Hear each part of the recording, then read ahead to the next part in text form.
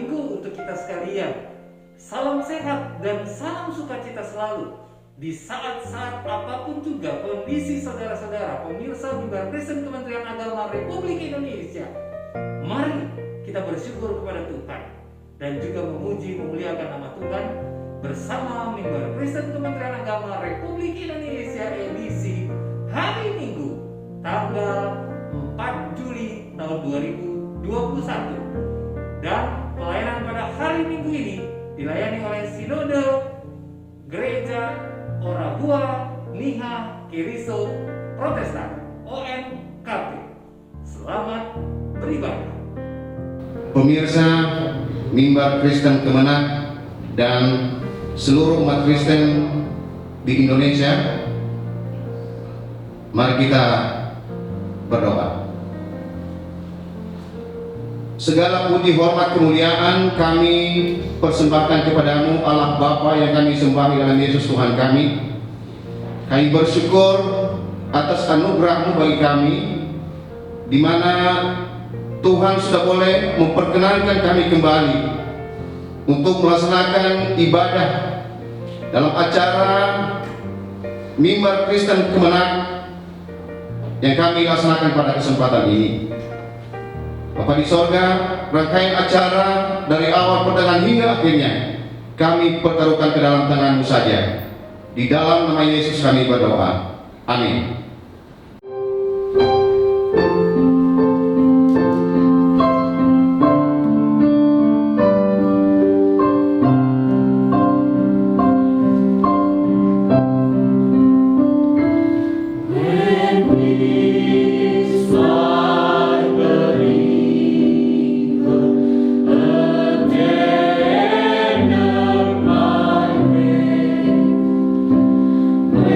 So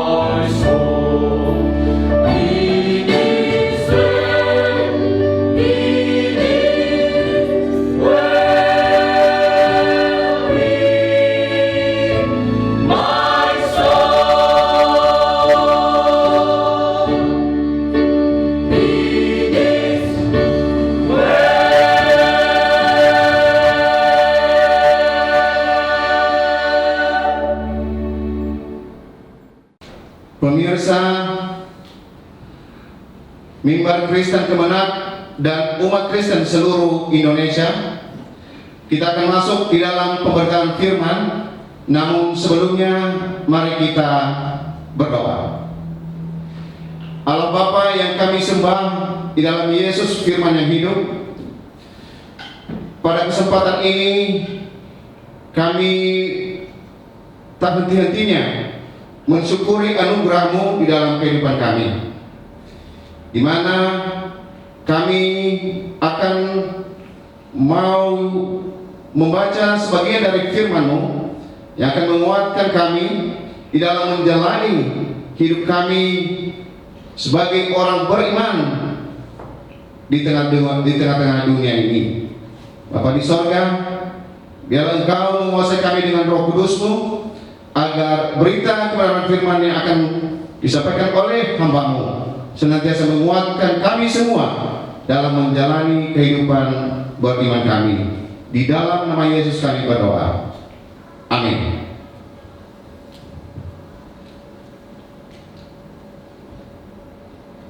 Pemirsa Mimbar Kristen Kemenak dan umat Kristen seluruh Indonesia yang dikasihi oleh Tuhan, yang menjadi bahan pemberitaan firman pada kesempatan ini terambil dari Injil Markus pasal 6 ayat 6b sampai dengan ayat ke-13. Saya akan membaca. Lembaga Alkitab Indonesia memberikan judul Yesus mengutus ke-12 rasul. Lalu Yesus berjalan keliling dari desa ke desa sambil mengajar. Ia memanggil ke-12 murid itu dan mengutus mereka berdua-dua. Ia memberi mereka kuasa atas roh-roh jahat dan berpesan kepada mereka supaya jangan membawa apa-apa dalam perjalanan mereka, kecuali tongkat, roti pun jangan, bekal pun jangan, uang dalam ikat pinggang pun jangan. Boleh memakai alas kaki, tetapi jangan memakai dua baju. Katanya selanjutnya kepada mereka, kalau di suatu tempat kamu sudah diterima dalam suatu rumah, tinggallah di situ sampai kamu berangkat dari tempat itu. Dan kalau ada suatu tempat yang tidak mau menerima kamu, dan kalau mereka tidak mau mendengarkan kamu, keluarlah dari situ dan kebaskanlah debu yang di kakimu sebagai peringatan bagi mereka. Lalu pergilah mereka memberitakan bahwa orang harus bertobat, dan mereka mengusir banyak setan dan mengoles banyak orang sakit dengan minyak dan menyembuhkan mereka.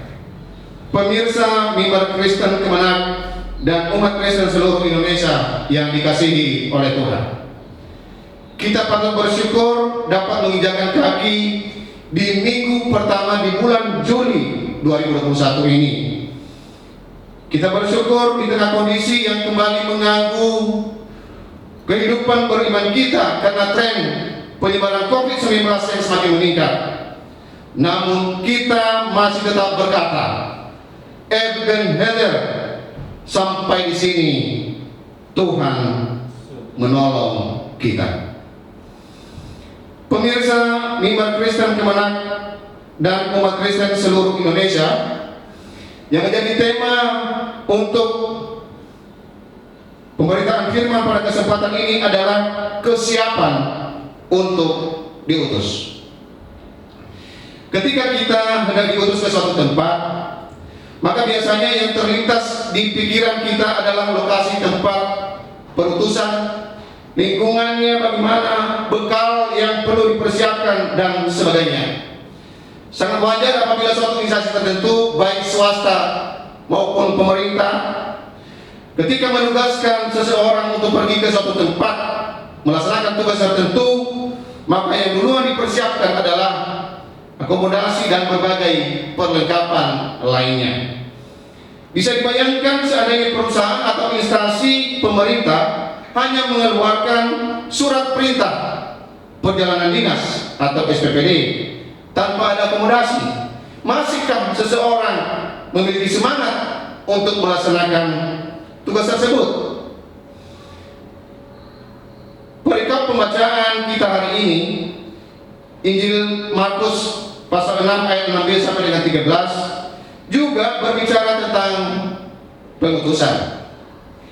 Penginjil Markus mengisahkan ketika Yesus mengutus ke-12 muridnya untuk memberitakan kabar baik, untuk memberitakan kabar sukacita, untuk memberitakan agar orang senantiasa bertobat, agar mereka mendapatkan keselamatan. Yesus hendak memperlengkapi para murid agar nantinya akan melanjutkan pelayanan yang Yesus sudah lakukan, dan agar mereka siap untuk melaksanakan tugas pelayanan itu ketika Yesus sudah tidak bersama-sama dengan mereka lagi. Pendekatan yang dilakukan oleh Yesus adalah pendekatan learning by doing, atau belajar dengan melakukan. Yesus mengajarkan para murid untuk terjun langsung, melihat dan merasakan medan pelayanan sebagai tempat perutusan mereka. Pertanyaannya adalah, bagaimana Yesus memperlengkapi ke-12 muridnya untuk siap diutus? Pemirsa Mimbar Kristen Kemenang dan umat Kristen seluruh Indonesia yang dikasihi oleh Tuhan, dari perikop pembacaan kita hari ini ada beberapa strategi yang dilakukan oleh Yesus dalam memperlengkapi para muridnya ketika mereka diutus. Yang pertama adalah membangun semangat kolaborasi. Kita bisa membaca di ayatnya yang ke-7. Ia memanggil ke-12 murid itu dan mengutus mereka berdua-dua. Ia memberi mereka kuasa atas roh-roh jahat. Ketika Yesus memanggil ke-12 murid itu, dia mengutus mereka berdua-dua. Yesus melihat bahwa proses pemberitaan Injil apabila dilaksanakan secara individual tidak akan menghasilkan hasil yang baik dan memuaskan. Tetapi apabila pemberitaan Injil ini dilaksanakan secara kolaborasi, maka orang-orang yang diutus itu memiliki ketahanan. Mereka dimampukan untuk saling menguatkan satu terhadap yang lain, dan itu adalah hal yang sangat penting dalam proses pemberitaan Injil. Mereka diutus berdua-dua agar terjadi saling mengontrol atau mengingatkan yang lain apabila aktivitas pelayanan melenceng dari tugas pewarta kabar baik. Ada sebuah kerjasama yang saling menopang antara kedua belah pihak, dan ini sangat penting dan menentukan dalam sebuah tugas dan pelayanan yang diembankan kepada mereka. Dalam melaksanakan misi ini, Yesus menyadari bahwa murid-murid akan menghadapi situasi yang sulit. Mereka akan menghadapi perlawanan secara diam-diam. Yesus mengutus mereka seperti anak-anak domba ke tengah-tengah serigala. Bandingkan Lukas pasal 10 ayat ketiga. Karena itu apabila mereka berjalan sendiri-sendiri untuk melaksanakan misi ini, maka setiap orang bisa cepat putus asa dan meninggalkan tugas yang mereka emban. Dengan berdua, mereka saling menguatkan dan menyemangati satu terhadap yang lain ketika menghadapi situasi yang sulit. Strategi yang kedua yang digunakan oleh Yesus adalah Yesus menyadarkan para murid agar bersandar pada pemeliharaan Tuhan. Ayat 8 dan 9. Dan berpesan kepada mereka supaya jangan membawa apa-apa dalam perjalanan mereka kecuali tongkat, roti pun jangan, bekal pun jangan, uang dalam ikat pinggang pun jangan. Boleh memakai alas kaki, tetapi jangan memakai dua baju. Pengutusan Tuhan Yesus kepada para murid diikuti dengan suatu pesan agar para murid jangan membawa apapun sebagai bekal dalam misi perjalanan mereka. Yang menjadi pertanyaan adalah bagaimana dengan perlengkapan yang mereka perlukan untuk tugas perutusan itu. Perikop pembacaan kita hari ini hanya menuliskan bahwa mereka diperkenankan untuk membawa tongkat dan menggunakan alas kaki. Hal ini menarik karena biasanya yang dulu diperhatikan dan dipersiapkan apabila ada tugas perutusan adalah berkaitan dengan fasilitas termasuk finansial. Di sini Yesus mau mengajarkan para murid bahwa bukan satu-satunya fasilitas yang menentukan berhasil tidaknya suatu misi. Fasilitas memang dibutuhkan. Namun yang terutama dan yang paling utama adalah kesediaan dari seseorang yang diutus itu untuk membuka diri agar hanya mengandalkan dan bersandar pada pemeliharaan Tuhan ketika melaksanakan tugas pemberitaan Injil. Karena itu bekal yang diberikan oleh Yesus berbeda dengan bekal pada umumnya. Yesus memperlengkapi mereka dengan kuasa. Mereka dibekali dengan kuasa untuk menyembuhkan dan mengusir setan. Dengan kata lain, kuasa yang didapat oleh para murid adalah kuasa untuk menolong dan berkarya bagi orang lain sebagai wujud menghadirkan tanda-tanda kerajaan Allah di dalam pelayanan mereka. Yang ketiga adalah bersiap ketika ditolak. Di ayatnya yang ke-11 dikatakan di sana, dan kalau ada suatu tempat yang tidak mau menerima kamu, dan kalau mereka tidak mau mendengarkan kamu, keluarlah dari situ dan tebaskanlah debu yang di kakimu sebagai peringatan bagi mereka. Ketika kita memasuki suatu lingkungan yang baru, ada dua kemungkinan yang akan kita hadapi, yaitu diterima atau ditolak. Begitu pula dalam menyampaikan informasi yang baru, tidak semua orang menerima informasi yang akan kita sampaikan.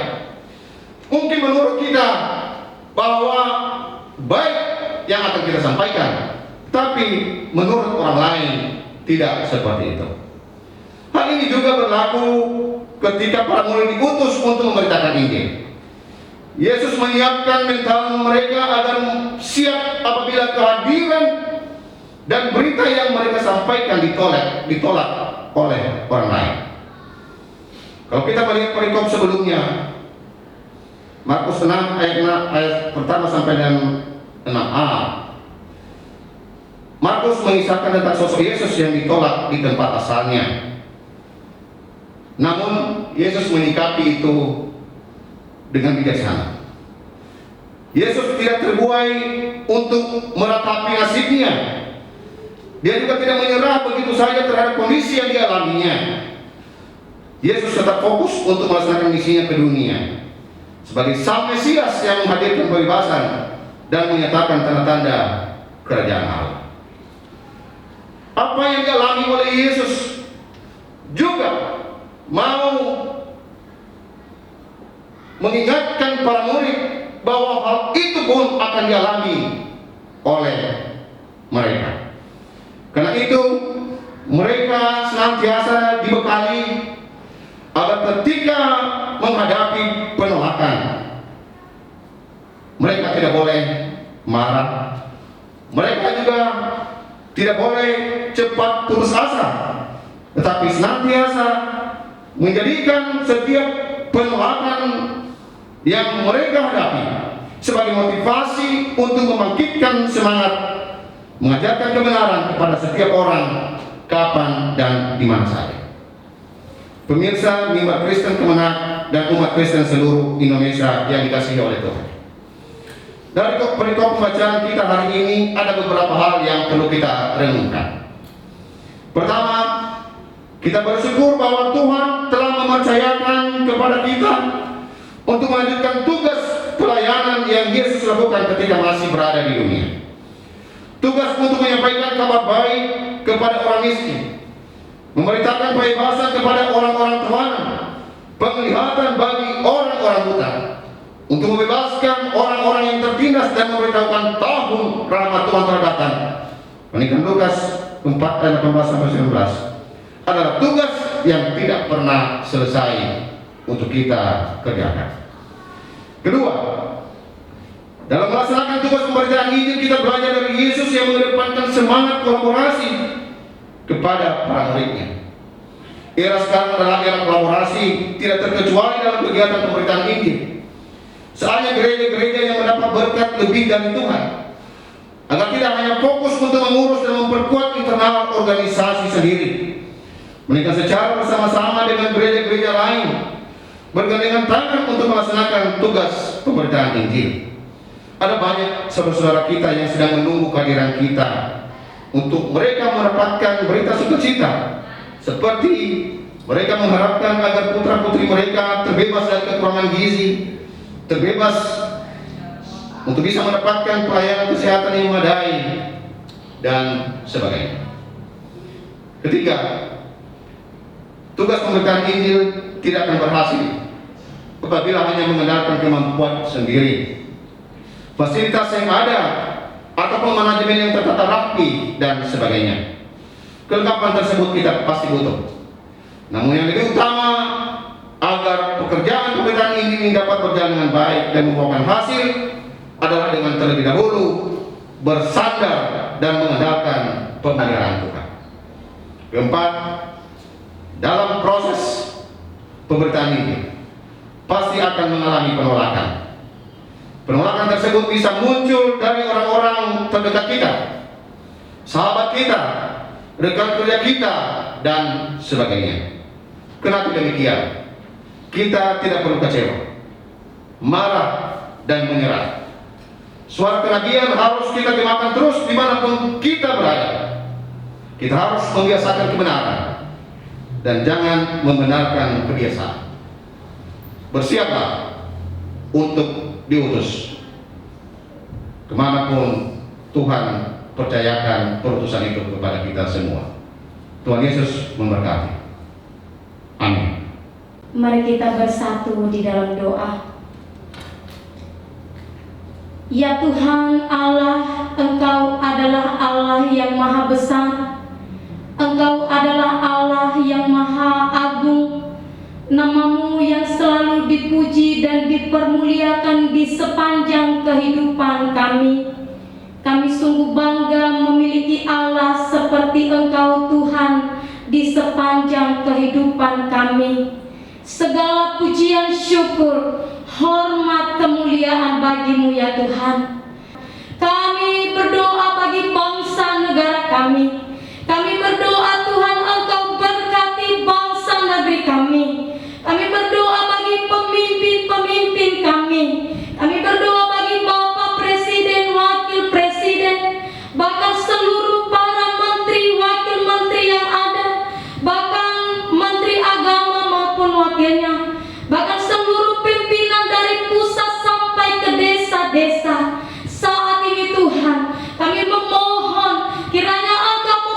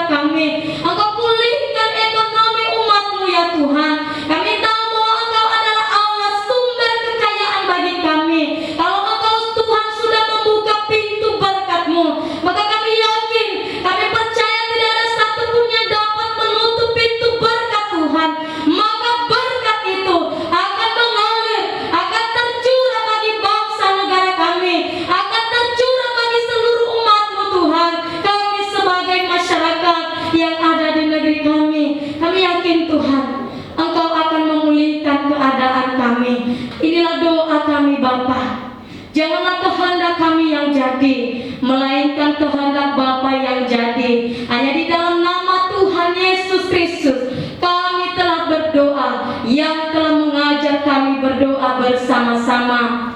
Bapa kami yang di sorga, dikuduskanlah namamu, datanglah kerajaanmu, jadilah kehendakmu di bumi seperti di sorga. Berilah kami pada hari ini makanan kami yang secukupnya, dan ampunilah kami akan kesalahan kami, seperti kami juga mengampuni orang yang bersalah kepada kami. Dan jangan membawa kami ke dalam pencobaan, tapi lepaskanlah kami daripada yang jahat. Karena Engkau yang mempunyai kerajaan dan kuasa dan kemuliaan sampai selama-lamanya. Amin.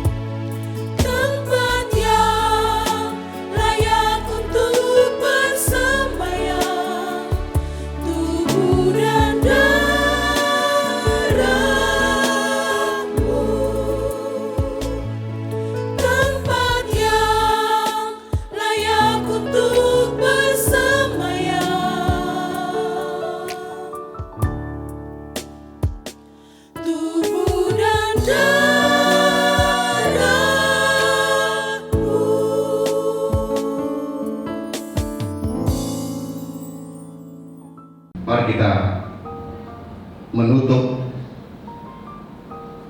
kebaktian kita pada kesempatan ini. Mari kita berdoa. Allah Bapa yang baik, tak henti-hentinya kami mensyukuri anugerah-Mu yang sungguh luar biasa dalam kehidupan kami. Kami bersyukur di mana kebaktian kami dari awal, pertengahan hingga sudah mau berakhir, sudah boleh berjalan dengan baik. Saatnya Tuhan, kami akan mau menjalani hari-hari hidup kami di minggu yang baru nanti. Kami mohon kepadamu, biarlah Tuhan yang selalu bersama-sama dengan kami, dan biarlah pemeliharaan Tuhan yang senantiasa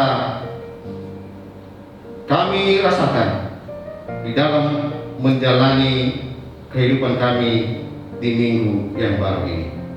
Karena itu berkat dari Tuhanlah yang kami mohon pada kesempatan ini.